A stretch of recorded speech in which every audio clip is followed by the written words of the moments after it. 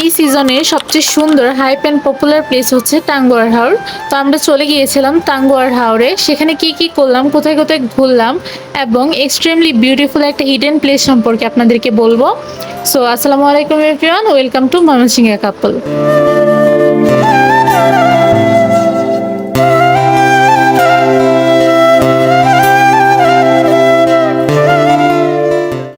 ভোরের প্রথম আলোয় আমরা পৌঁছালাম সুনামগঞ্জ বাস স্ট্যান্ডে। চোখে ঘুম কিন্তু মনে অদ্ভুত এক উত্তেজনা।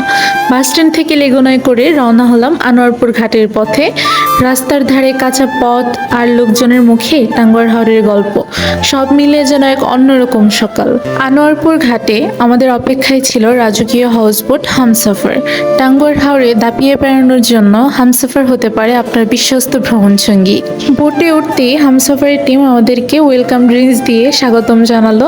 সত্যি এমন আতিথেয়তা মন ছুঁয়ে যায়। প্রকৃতি দেখতে দেখতে সকালটা আরো বিশেষ হয়ে উঠল যখন আমাদের সামনে পরিবেশন করা হলো ঘরোয়া দলে সাজানো নাস্তা, খিচুড়ি, মুরগির মাংস এবং আচার। প্রকৃতি দেখতে দেখতে এভাবেই শুরু হয়েছিল আমাদের হাওরের সকাল। হামসফরের ছাদে উঠলেই যেন চারিদিক উন্মুক্ত হয়ে যায়। একদিকে নীল আকাশ, অন্যদিকে হাওরের বিশাল জলরাশি, আর মাঝখানে আমরা, বাতাসে ভেসে থাকা এক টুকরো স্বপ্নের মতো। এই ছাদটা যেন হাওরের বুকে দাঁড়িয়ে থাকা এক শান্তির মঞ্চ।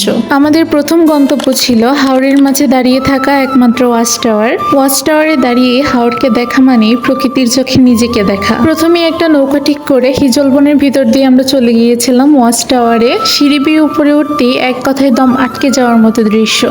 চারিদিকে যত দূর চোখ যায় শুধু পানি আর পানি, তার মধ্যে ছোট ছোট নৌকা এবং গাছের সমারোহ। ওয়াচ টাওয়ার থেকে নেমে হাওরের বুকে ঝাঁপ দিয়ে সব ক্লান্তি ভুলে গেলাম। শুধু শরীর না, মনও ঠান্ডা হয়ে গিয়েছিল হাওরের পানিতে। হাওরের বুকে সাঁতার কেটে ফিরে এসে দুপুরের খাবারে যা পেলাম তাতে মন ও পেট দুটোই ভরে গেল। ভাত, দেশি মাছ, ভর্তা, মুরগির মাংস, এক কথায় অসাধারণ। আমার পরা এই সুন্দর শাড়িটি আমি নিয়েছিলাম ঢাকাই জামদানি ফেসবুক পেজ থেকে। আপনারা চাইলে অর্ডার করতে পারেন, আমি ডিসক্রিপশনে তাদের পেজটা মেনশন করে দিব। আমাদের এবারের গন্তব্য ছিল নীলাদ্রি লেক। হাওরের সৌন্দর্য দেখতে দেখতে আমরা পৌঁছে গিয়েছিলাম নীলাদ্রি লেকে। এটা কি বাংলাদেশ? এই নীল পানি, চারিদিকে সবুজ পাহাড়, এটা যেন স্বপ্ন। নীলাদ্রি লেক, যাকে বলে বাংলার কাশ্মীর, এখানে আসলে বোঝা যায় সৌন্দর্য শুধু বিদেশে নয়, এই মাটিতেও লুকিয়ে আছে স্বর্গের টুকরো। অনেকেই ভাবেন দেশের ভিতরে কি আর এমন আছে, তাদের জন্য একটাই উত্তর, নীলাদ্রি। এটা এমন একটা জায়গা যেখানে ছবি এডিট করতে হয় না, যেখানে চোখ ফিল্টার ছাড়াই মুগ্ধ হয়ে যায়।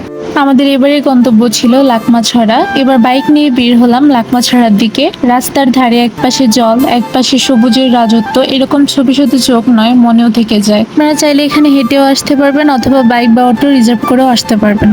লাকমাছড়া নামটা শুনে কল্পনায় ভেসে উঠেছিল কাঁচা রাস্তা, ঠান্ডা ঝর্ণা আর স্রোতধারা, কিন্তু বাস্তবটা ছিল একটু আলাদা। পানির বদলে ছিল শুকনো পাথর আর ছায়ার বদলে ছিল রোদের তেজ। হ্যাঁ, একটু হতাশ হয়েছিলাম, কিন্তু এটাও তো ভ্রমণেরই একটা অংশ। সবসময় স্বপ্নের মতো হয় না, কিছু কিছু বাস্তবের মতোও হয়। তবে পানি ছাড়াও এই জায়গাটা ভীষণ সুন্দর। পেছনে ইন্ডিয়ার পাহাড়, সামনে বাংলার মাটি, দেখতে আসলে ভীষণ ভালো লাগছিল। তো এর মধ্যে আমরা চলে গিয়েছিলাম হাউস বোটে। আমাদের বিকালের নাস্তা দেওয়া হয়েছিল। রাতের হাওরে হামসফরের ছাদটা ছিল কল্পনার মতোই সুন্দর। কোনো কোলাহল নেই, শুধু হাওয়ার শব্দ। সেই মুহূর্তে মনে হয়েছিল এই পৃথিবীতে কিছু জিনিস শুধু অনুভব করার জন্য, বোঝার জন্য। এত সুন্দর একটা পরিবেশ, গান ছাড়া কি জমে?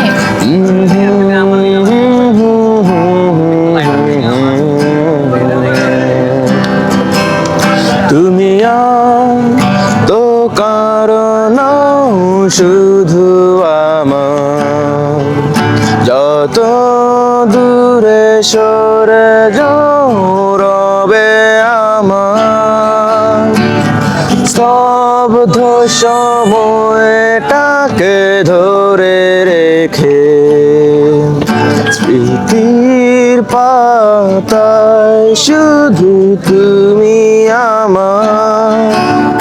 তবে আজ এত একা কেন?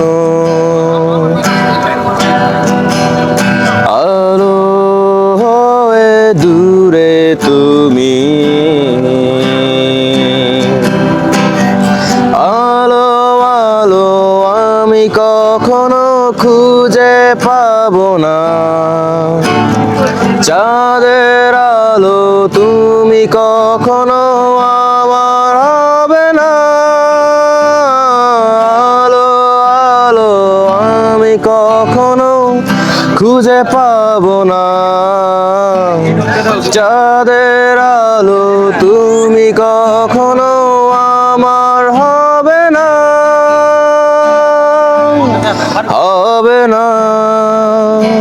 রাতের খাবারটি ছিল খুবই স্পেশাল, হাঁসের মাংস, যেটা আমি নিজে রান্না করেছিলাম। দেন এক কাপ চায়ের মাধ্যমে আমাদের আজকের প্রথম দিনের ব্লগটি এই পর্যন্তই ছিল। দেখা হবে কালকের ভিডিওতে। হামসাফারে ঘুম ভেঙেছিল একদম ভোরবেলায়। চোখ খুলেই দেখি চারিদিকে কুয়াশা আর মেঘে মোড়া হাওরের বুক, পাখির ডাক, দূরের পানি আর বাতাসের নিঃশব্দতা। এই সকালটা যেন কোনো জাগরণ নয়, বরং নতুন এক জন্ম। আকাশটা এত বেশি মেঘলা ছিল, দূরের পাহাড়ে মেঘগুলো পাহাড়ের উপর এসে পড়ছিল, দেখতে ভীষণ ভালো লাগছিল। দেন আমরা রওনা হয়েছিলাম শিমুল বাগানের উদ্দেশ্যে। শিমুল বাগানে গেটের সামনে একটা টিকিট কাউন্টার আছে, যেখান থেকে টিকিট কেটে ভিতরে প্রবেশ করতে হয়।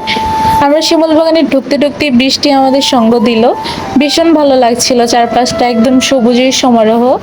প্রকৃতি আসলে কতই না সুন্দর, যেটা আমরা নিজের চোখে না দেখলে বুঝতে পারতাম না। এখানে বিভিন্ন ঘোড়া আছে রং বেরঙের, আপনারা চাইলে ঘোড়া দিয়ে বিভিন্ন রাইড করতে পারবেন। দেন আমরা রওনা হই বারিক্কা টিলার উদ্দেশ্যে। জাদুকাটা নদীর পানি এত বেশি নীল এবং স্বচ্ছ ছিল, যেটা বলার মতো না। এই হচ্ছে বারিক্কা টিলার উপরের ভিউ, জাস্ট অসাধারণ। টিলার উপর দাঁড়িয়ে নিচে তাকালে মনে হচ্ছিল আমরা যেন মেঘের কোল ঘেঁষে আছি।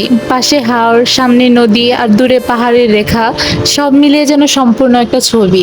বারিক্কা টিলা তো আমরা কম বেশি সবাই চিনি, কিন্তু আমি আজকে আপনাদের সাথে পরিচয় করাবো এমন একটা ঝর্ণা, যেখানে গেলে আপনি শুধু একাই এনজয় করতে পারবেন। তো সেখানে যেতে হলে আপনাকে বাইকে করে চলে যেতে হবে। এখানে বিভিন্ন বাইকাররা থাকবে, আপনারা চাইলে তাদের সাথে দামাদামি করে সেখানে চলে যেতে পারবেন। এই সুন্দর পাহাড়ি আঁকাবাঁকা রাস্তা দেখতে দেখতে আমরা প্রায় 15 মিনিট জার্নি করে পৌঁছে যাই সেই কাঙ্ক্ষিত ঝর্ণায়। যাত্রাপথে আপনাকে মিনি সুইজারল্যান্ড সহ বিভিন্ন সুন্দর সুন্দর জায়গা দেখাবে। এই ঝর্ণাটার নাম হচ্ছে রাজাই ঝর্ণা। পানি এত ঠান্ডা, মানে গরমের মধ্যে এত শান্তি লাগতেছে যে বলার মতো না, প্রচুর ভালো লাগতেছে। হয়তো বা ঝর্ণাটা ছোট, কিন্তু অনেক ভালো লাগতেছে। এত সুন্দর একটা নিরিবিলি পরিবেশে আপনি যদি একাকী সময় কাটাতে পারেন, তাহলে কার না ভালো লাগবে বলুন। এই ঝর্ণার পানি বহমান, তাই এখানকার পানি খুবই পরিষ্কার। আদিবাসী মানুষজন এই পানি ব্যবহার করে তাদের জীবনযাপন পার করে। এখানে ছোট ছোট মাটির ঘর আছে আদিবাসীদের, যেটা দেখতে ভীষণ ভালো লাগছিল। দেন আমরা ফিরে যাচ্ছিলাম আমাদের হাউস বোটে। যেতে যেতে পাহাড়ি রাস্তা দেখতে কি যে ভালো লাগছিল। আর জাদুকাটা নদীর ভিউয়ের কথা তো না বললেই নয়, যেটা আপনারা না আসলে কখনোই বুঝতে পারবেন না। এত সুন্দর নীল পানি, যেটা সেন্ট মার্টিন গেলে পাওয়া যায়, সেটা আপনার টাঙ্গুয়ার হাওরে পেয়ে যাবেন। দেন আপনারা চাইলে জাদুকাটা নদীতে গোসল করতে পারবেন। গোসলের পরে দুপুরে খাওয়া দাওয়া শেষ করে ছাদের সৌন্দর্য উপভোগ করছিলাম। আমাদের টাঙ্গুয়ার হাওর ভ্রমণ ছিল এই পর্যন্তই, এবার বিদায়ের পালা। টাঙ্গুয়ার হাওরের ভ্রমণ সঙ্গী হিসেবে আপনি কেন হামসাফারকে চয়েস করবেন, সেটার জন্য আমি কিছু রিভিউ ভিডিও শেষে অ্যাড করে দিয়েছি। টাঙ্গুয়ার হাওরে আমার অভিজ্ঞতা ছিল অসাধারণ, আপনার অভিজ্ঞতা জানাতে ভুলবেন না। আমি হচ্ছি সাব্বির। আমি কাজ করছি হচ্ছে ময়মনসিংহ থেকে ট্যুরিজম সেক্টর নিয়ে। মোটামুটি 2019 অফিসিয়ালি 2020 থেকে আমি ট্যুরিজম নিয়ে কাজ করি। আমার ট্যুর গ্রুপের নাম হচ্ছে ট্রাভেলার্স পয়েন্ট ময়মনসিংহ। আর এই যে হাউস বোটটা দেখতে পাচ্ছেন, এই হাউস বোটটা হচ্ছে আমাদের এই ট্রাভেলার্স পয়েন্ট ময়মনসিংহেরই একটা নিজস্ব অ্যাসেট বলা যায় ট্যুরিজম সেক্টরে। হাউস বোটের নাম হচ্ছে হামসাফার। আমাদের প্রথম টিপিএম এর প্রথম অ্যাসেট ধরেন বা টাঙ্গুয়ার হাওরে আমাদের নিজস্ব সম্পত্তি ধরেন, আমাদের প্রথম ইনভেস্টমেন্ট ধরেন। আলহামদুলিল্লাহ আপনাদের দোয়ায় অনেক ভালো যাচ্ছে। তো এখন হাওরের সিজন, যারা যারা হাওড়ার প্ল্যান করছেন সবাই চলে আসেন, ঠিক আছে? আমাদের টিপিএম গ্রুপ আছে আপনাদের অর্গানাইজ করে দেওয়ার জন্য, অথবা আমাদের হামসাফার টিম আছে, প্রান্ত আছে, প্রান্ত, পলাশ ভাই হামসাফারের পার্টনার। তারা ভাই হচ্ছে আমার একদম মানে 50-50 পার্টনার, এরকম পার্টনার না আমার যা ভাই, আমি যেখানে হাত থাকি ভাই হচ্ছে ওই লোক। তো সবাই আসেন। আমি আসছি চট্টগ্রামের সাতকানিয়া থেকে। আসলে আমাদের সবার ফেসবুক কিংবা ইন্টারনেটে যে ইউটিউব এগুলো দেখে সবারই ইচ্ছে জাগে যে হাওরের সৌন্দর্য আমরা উপভোগ করবো। তা আমরা প্রথমে যোগাযোগ করলাম আমাদের সাব্বির ভাইয়ের সাথে। আমরা হাওরের এই সৌন্দর্য উপভোগ করার জন্য সাব্বির ভাইয়ের যে হাউসবোট হামসাফার, ওনার সাথে কথা বলার পর জানতে পারলাম যে উনি মানুষ খুবই আন্তরিক হবে, কথা বলেই বুঝছি। পরে ওনার সাথে কথা বলে ওনার সাথে বুকিং দিলাম। এখানে একটা জিনিস আমরা উপলব্ধি করি বা আমরা মনে করি যে আমরা যখন দূর থেকে আসবো, ধরুন আপনি পঞ্চগড় থেকে আসতেছেন, যে আমি কোনো হয়রানির শিকার হব কিনা, আমার জিনিসপত্র চুরি হবে বা চিন্তায়ের ভয়, সর্বমিলিয়ে অনেক রকম মানুষের টেনশন কাজ করে মানুষের ভিতরে। কিন্তু আমরা এত দূর থেকে আসার পরে বুঝলাম, প্রায় অলমোস্ট 500 কিলোমিটারের, বাংলাদেশ যদি 1000 কিলোমিটার দূরত্ব হয়, 500 কিলোমিটার অধিক অতিক্রম করছি আমরা খুবই ভালো একটা পরিবেশ পেয়েছি। দেখলাম যে সবাই আমাদের বন্ধু এখানে আসার পর, বোর্ডের মালিক থেকে শুরু করে স্থানীয়রা সবাই আমাদের বন্ধু। আমার মনে হলো যে সবাই আমাদের প্রতিবেশী। আমরা সবসময় বলবো যে সৌন্দর্য উপভোগ করুন, সে দেশের যে প্রান্তেই হন আপনি। আর আমরা সিটেঙ্গলার হুদির সিটেঙ্গা মানুষ দ্রুত আজেবঙ্গে, আর সাব্বির ভাই আছে, সাব্বির ভাইলে যোগাযোগ করে দ্রুত আজেবঙ্গে ভাই। আগে ওই টিপেমের সাথে আমার টোর ছিল অনেক, তো সাব্বির ভাই ওরা আগে থেকেই বেস্ট। হামসাফার টিপেমের একটি যেহেতু অংশ, তাহলে এটাও বেস্ট থাকবে।